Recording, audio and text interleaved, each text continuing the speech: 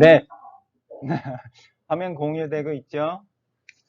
네, 오늘은 창세기 45장의 16절에서 20절 말씀 가지고 God's favor, 하나님의 은혜라는 제목으로 말씀 같이 나눠보겠습니다.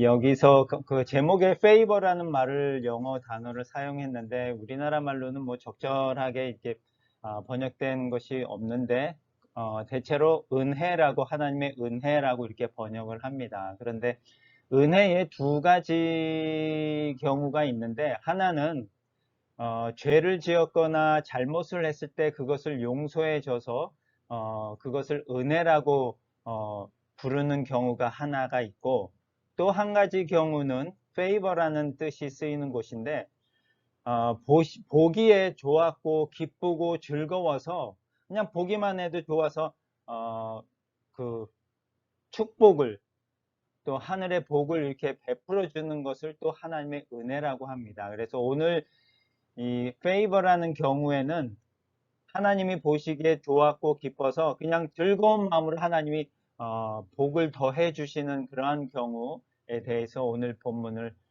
한번 살펴보겠습니다.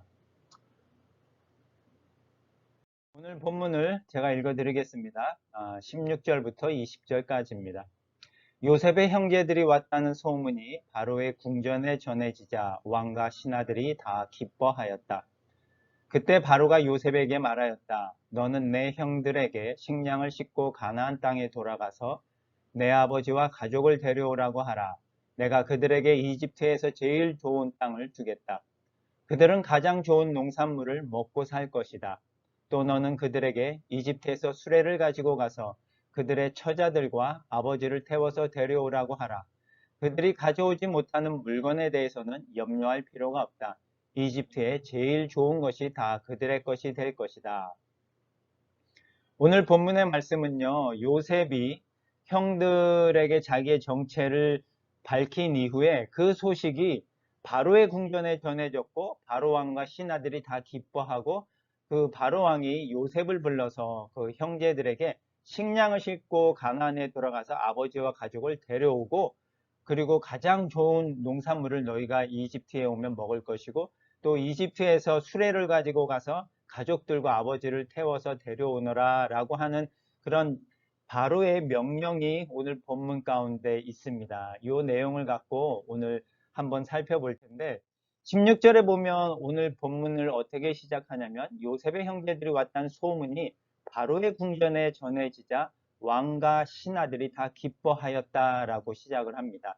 기뻐하였다라고 하는데, 왕과 신하들이 요셉의 형제들이 온 것이 뭐가 그렇게 기쁠까? 그들에게 과연 이것이 기쁜 소식이 될 수 있을까라는 그런 생각을 한번 해보면 좋겠습니다.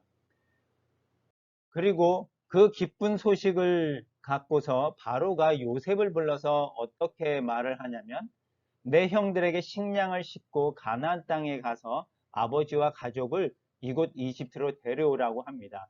그래서 이집트에서 제일 좋은 땅을 주고 그들이 가장 좋은 농산물을 먹고 살게 할 것이다 라고 요셉에게 명령을 하고, 또 하나 더해서 그들에게 이집트에서 수레를 가지고 가서 그들의 처자들과 아버지를 태워서 데려오라.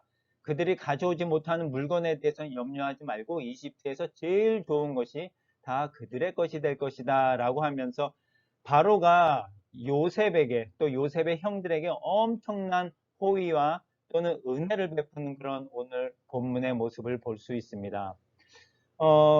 요셉이 어떤 존재였고 어떤 위치에 있었길래 바로와 또 신하들이 기뻐하면서 이런 호의를 베풀었을까 하는 그런 생각을 해보면 좋을 것 같습니다. 어떻게 보면 우리가 인간적인 생각으로는 요셉이 진짜 그 엄청난 선한 영향력을 발휘해서 그런 위치에, 국무총리라는 위치에 있었기 때문에 바로나 신하들이 그런 일들을, 그런 호의를 또 은혜를 베풀었나라고 우리가 생각해 볼 수도 있지만, 요셉은 노예의 출신입니다. 보디발의 그 노예로 팔려갔고, 또 거기서 어떠한 누명을 쓴 잘못을 인해서 죄수의 신분으로 감옥에 갇혔습니다. 하지만 그 안에서 하나님께서 길을 열어주셔서 노예 출신이고 죄수인데도 불구하고 국무총리가 됐는데 이 요셉의 신분은 바로 히브리인입니다. 그런데 히브리인들은 창세기 43장 32절에 보면 이집트 사람에게도 상을 따로 차렸는데 이것은 이집트 사람들이 히브리 사람과 함께 먹는 것을 아주 싫어하였기 때문입니다. 라고 하는 그런 구절이 있습니다. 이 이집트 사람들이 히브리 사람을 얼마나 싫어했으면 같이 상에서 겸상하는 것도 싫어했을까라는 그런 생각을 해봅니다. 그렇게 싫어한 히브리인이고 죄수이고 노예 출신인데도 이 바로의 신하들이 요셉을 기뻐하고 그 형들이 온 것을 기뻐하고 또 엄청난 호의를 베푸는 그런 모습을 보면서 야, 요셉이 엄청나게 그 사람들에게 영향력을 끼치고 잘했기 때문에 이러한 일을 했겠구나라고 우리가 인간적으로 생각할 수도 있습니다. 하지만 요셉이 그러한 선한 영향력을 끼친 이유에는 바로 하나님께서 그 바로를 통해서 또 바로의 신하들을 통해서 그런 선한 영향력을 끼치게 했고 그런 호의를 또 은혜를 받게 하셨구나라는 부분을 우리가 한번 생각해 보면 좋을 것 같습니다. 창세기 41장에는 요셉이 7년의 풍년 기간 동안에 두 아들을 낳습니다. 그래서 그 아들을 낳고 이름을 각각 므낫세와 에브라임이라고 졌는데 그 이름의 뜻을 한번 우리가 살펴보면은 므낫세라는 이름의 뜻은 아들 므낫세를 낳고 나서 하나님께서 나의 모든 고난과 내 아버지의 집안 식구들을 잊어버리게 하셨다라는 그런 뜻으로 므낫세를 졌습니다. 7년의 풍년 기간 동안이었고 국무총리라는 위치에서 그 일을 하고 있는 요셉이 아들을 낳았는데 나의 모든 고난을 잊게 하셨다라는 그런 이름을 졌습니다. 그리고 에브라임을 낳고 나서는 어떤 뜻으로 이름을 졌냐면 내가 고생하는 땅에서 하나님이 나에게 자식을 주셨다. 7년의 풍년 기간 동안 국무총리로서 많은 것을 누리고 있는 그 풍족한 위치에 있는데도 불구하고 요셉이 어떻게 그 자기의 삶을 표현하냐면 그 아들의 이름을 통해서 내가 고생하는 땅이라고 표현을 하고 있습니다. 이집트의 땅에 물론 노예와 또 종으로 지낼 때는 분명히 고생하는 기간이었다고 우리가 선뜻 이해할 수 있지만 지금은 국무총리가 되었고 7년의 풍년의 기간 동안이어서 모든 것이 풍족한 상황인데 요셉이 고생하고 있다라는 그런 말을 할 때 언뜻 이해가 안 갈 수도 있지만 우리가 좀 전에 살펴본 것처럼 요셉의 지금 신분과 위치는 어떻게 보면 상당히 위태위태한 위치인 거예요. 요셉이 국무총리가 됐을 때 그 당시에 분명히 누군가는 바로 밑에서 국무총리의 역할을 하고 있는 사람이 있었을 거예요. 그런데 어느 날 갑자기 요셉이 와서 바로의 꿈을 해석해주고 그 자리에 선뜻 올라가게 되었을 때 그렇다면 누군가는 분명히 그 자리에서 쫓겨난 사람이 있었을 것이고 그리고 같은 민족도 아니고 죄수의 노예 출신이고 또 가장 싫어하는 히브리인이 그 제2인자의 자리에 올랐다고 하면 모든 사람들이 선망의 대상이지만 또 한편으로는 시기와 질투를 받을 수 있는 그런 자리임에 분명히 틀림없습니다. 누군가는 분명히 요셉의 일거수일투족을 보면서 끌어내리고 또 시기하고 질투하고 하는 그런 마음을 갖고 있는 사람이 분명히 있었을 텐데 그런 가운데 요셉이 7년의 풍년 기간 동안에 시간을 보내면서 요셉이 고백하는 것은 지금 고생하고 있는 땅, 고생의 시간이다라고 얘기를 하고 있습니다. 그리고 왜냐하면 7년의 풍년을 지나면서 사람들이 속으로 생각하기엔 분명히 흉년이 오고 또 흉년을 어떻게 요셉이 잘 이어갈 수 있을 거라고 생각을 하는데 흉년은 안 오고 7년 동안 계속해서 대풍년이 일어나고 있으니까 사람들 마음속에는 어떻게 보면 의심의 그런 마음도 있었을 것 같아요. 요셉이 분명히 흉년이 온다라고 하는데 가면 갈수록 풍년이 오는데 이거 말이 맞을까라고 하는 그런 생각도 있을 수 있습니다. 하지만 흉년이 드디어 닥쳤을 때에 지금 상황은 흉년이 2년 차입니다. 이제 요셉의 말이 더 신뢰가 갔고 바로 왕과 또 모든 신하들이 드디어 요셉을 신뢰하게 됐고 요셉에게 그러한 호의와 그러한 은혜를 베푸는 그런 시간이 되었지 않았을까라는 그런 생각을 해봅니다. 그런데 이것이 다 요셉이 잘해서 요셉이 선한 영향력을 끼쳤기 때문에 이러한 것을 받았다는 것이 아니라 하나님께서 요셉이 그런 바로와 신하들의 호의와 은혜를 받을 수 있게끔 하나님이 만들어 주셨다라는 것을 우리가 한번 생각해 보면 좋을 것 같습니다.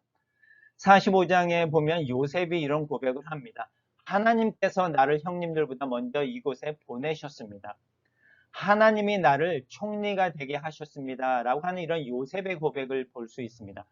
요셉이 국무총리가 되어서 7년 동안 그 풍년 속에서 열심히 일해오면서도 요셉의 그 마음 안에는 어떠한 생각이 있었냐면 내가 잘해서 국무총리가 되었던 것이 아니라 하나님께서 나를 이곳에 보냈고 하나님께서 나를 국무총리를 만들어 주셨다.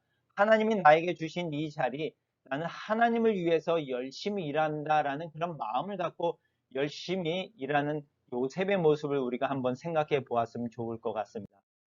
그러할 때에 우리는 요셉에게 베풀어 주시는 그런 하나님의 은혜, 페이버라고 하는데 창세기 1장에 보면 하나님께서 천주 우주를 만들어 놓으시고 하나님이 어떻게 평가를 하셨냐면 하나님이 그냥 보시기에 좋았더라라고 합니다.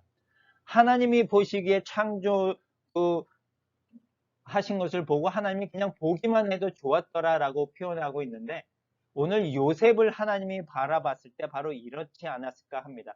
그냥 요셉이 행하는 모든 일을 봤을 때 하나님이 요셉을 보시기에 그냥 좋았더라.